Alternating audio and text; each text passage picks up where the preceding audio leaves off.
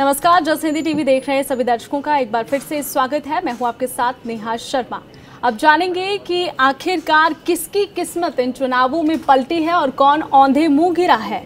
यहाँ पर सियासी पिच पर राहुल का कद बड़ा है, किस किस की किस्मत अच्छी है और कौन कौन यहाँ पर किसको मुंह की खानी पड़ी है, बात करेंगे।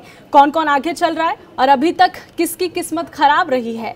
लोकसभा चुनाव के नतीजे जो है वो लगातार सामने आ रहे। सुबह 8 बजे से ही नतीजे आने शुरू हो चुके हैं और अभी तक रुझानों में भाजपा ने अच्छा खासा प्रदर्शन किया है। जिस तरीके से जो आंकड़े अभी तक सामने आए हैं उससे तो यही मालूम पड़ता है कि जो बीजेपी है उसकी कहीं ना कहीं इन चुनावों में, लोकसभा चुनावों में जीत दर्ज हो सकती है। हालांकि अभी भी कुछ कहा नहीं जा सकता क्योंकि कई बार किस्मत जो है पलट भी सकती है और किस्मत जो है वो बहुत बड़ी चीज होती है। हालांकि भाजपा को 234 और कांग्रेस को यहाँ पर 98 और समाजवादी पार्टी को 36, तृणमूल कांग्रेस को 32 और डीएमके को 21 और इसी के साथ ही डीटीपी को 16 और जेडीयू की अगर बात करें तो अभी तक 14 और शिवसेना और जेबीटी को 11 सीटें यहाँ पर मिली है। साथ ही एक एक कर बात करेंगे कि गठबंधन की बात करेंगे कि भाजपा नीति और एनडीए को 291 और इंडिया को 231 सीटें मिलती। फिलहाल अभी तक जो है आंकड़ा मैंने आपको बताया जो दिखाई दे रहा है, नज़र तो अभी तक यही सामने आ रहा है। इस बीच बात करेंगे कि अभी तक हाल ही में संपन्न हुए लोकसभा और विधानसभा चुनावों में किस नेता की किस्मत चमकी है और किन किन नेता को जो है अर्श से फर्श पर आना पड़ा है। यानी कि जैसा कि मैंने पहले भी कहा कि औंधे मुंह किस किस को यहाँ पर गिरना पड़ा, इसकी बात हम करेंगे। अभी तक के आंकड़े मैं आपको बताऊंगी,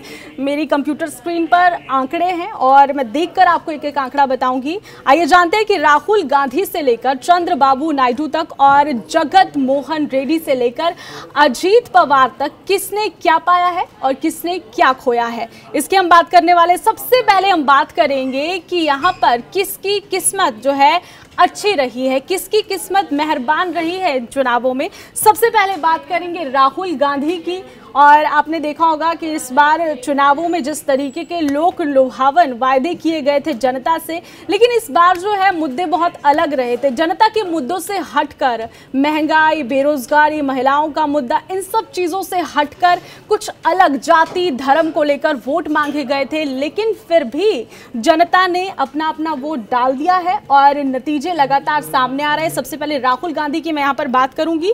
राहुल गांधी कांग्रेस ने 2014 में 44 और 2019 में यहाँ पर जो आंकड़े बताते हैं, सटीक आंकड़े मैं आपको बता रही हूँ, 52 सीटें जो है उस पर यहाँ पर लड़ाई थी और इस बार 90 से ज़्यादा सीटों से कांग्रेस आगे चल रही है।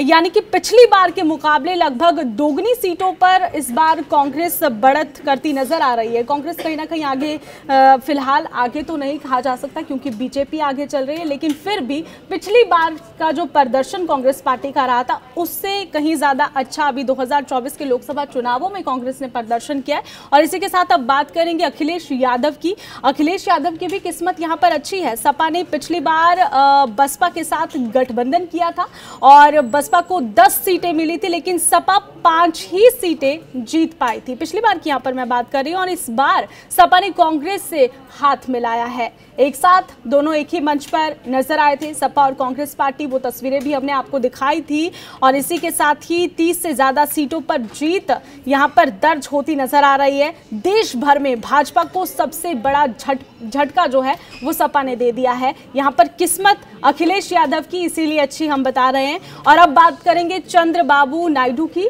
यहां पर देतेपा आंध्र प्रदेश में सरकार बनाने के जो करीब है वो नजर आ रहे हैं नायडू और 127 सीटों पर वो आगे चल रहा है। और पिछली बार की अगर बात करें तो 23 ही सीटें उन्हें मिल पाई थी, लेकिन इस बार 127 सीटें अपने आप में एक बहुत बड़ा आंकड़ा है ये। और इसी के साथ ही उद्धव ठाकरे की बात करेंगे। उद्धव ठाकरे 2019 के विधानसभा चुनावों के बाद उद्धव ठाकरे और भाजपा के बीच यहां पर दूरियां नजर आई थी। पिछले चुनावों की बात कर रहे हैं, लेकिन उद्धव ने कांग्रेस और शरद पवार की एनसीपी के साथ मिलकर सरकार बनाई थी और 2022 में शिवसेना ने बगावत के बाद शिवसेना से बगावत हो गई थी। उसके साथ ही उद्धव ठाकरे की सरकार तो यहाँ पर गिर ही गई थी और पार्टी भी हाथ से चली गई थी। यहाँ पर पिछली बार के आंकड़ों की बात कर रही हूं मैं, और जो नए आंकड़े अभी सामने आए हैं उसको अगर हम देखें तो यहाँ पर उनके निशान के साथ वो लड़ रहे हैं, अपने नाम के निशान के साथ लड़ रहे हैं और उद्धव ठाकरे की पार्टी 10 सीटों पर बढ़त बनाए हुए हैं अभी तक, जो यहाँ पर स्पष्ट सटीक आंकड़े नजर आ रहे हैं। जबकि उद्धव ठाकरे ने बगावत करने के बाद एकनाथ शिंदे का धड़ा यहाँ पर 6 सीटों पर आगे है और अगर ये रुझान नतीजों में अगर बदल जाते हैं, कहीं ना कहीं अगर ये रुझान जो है वो नतीजों में बदलेंगे अगर, तो उद्धव ठाकरे ये कहने की स्थिति में होंगे कि उनकी शिवसेना ही असली शिवसेना है। फिलहाल जो है अब बात करेंगे कि यहाँ पर किसकी किस्मत जो है साथ नहीं दिया, किसकी किस्मत ने। अभी तक हमने बात किया जिसकी किस्मत अच्छी रही इन चुनावों में। अब बात करेंगे कि कौन कौन यहाँ पर हार के नजदीक है। सबसे पहले जगत मोहन रेड्डी की बात करेंगे। जगत मोहन रेड्डी अपने आप में एक बहुत बड़ा नाम है और ऐसे में आंध्र के विधानसभा चुनाव में सबसे ज्यादा नुकसान यहाँ पर रेड्डी को उठाना पड़ रहा है, क्योंकि जो आंकड़े हैं वो यही बता रहे। अभी तक पिछली बार उनकी पार्टी ने YSRCP ने 151 सीटें जीती थी और इस बार की अगर आंकड़ों की बात करें तो 22 सीटों पर वो सिमटती नजर आ रही है। और इसी के साथ ही अब बात करेंगे नवीन पटनायक की। पिछली बार जो है ओडिशा के विधानसभा चुनावों में बीजू जनता दल को 112 सीटों पर जीत मिली थी और इस बार का जो आंकड़ा है वो 47 सीटें जीतती वो नजर आ रही है और भाजपा सरकार बनने की स्थिति में है। लेकिन फिर भी नवीन पटनायक की जो किस्मत है वो इतनी अच्छी नहीं नजर आ रही है पिछली बार के आंकड़ों के मुकाबले। यहाँ पर हम बात कर रहे हैं। इसी के साथ अब बात करेंगे मायावती की। मायावती पिछले चुनाव में बसपा के 10 सांसद वो जीते थे और इस बार वो खाता खोलने के लिए संघर्ष कर रही है। अभी तक खाता नहीं खुल पाया है। और इसी के साथ ही अभी समय क्या हो चला है, समय हो चला है 1 बजने वाले हैं और ऐसे में अजीत पवार की अगर बात करें तो अजीत पवार चाचा शरद पवार से बगावत कर एनडीए में शामिल हुए थे और अजीत पवार ने राष्ट्रवादी कांग्रेस पार्टी पर कब्जा जताया था और ऐसे में पार्टी का चुनाव चिन्ह भी उन्हें मिला था।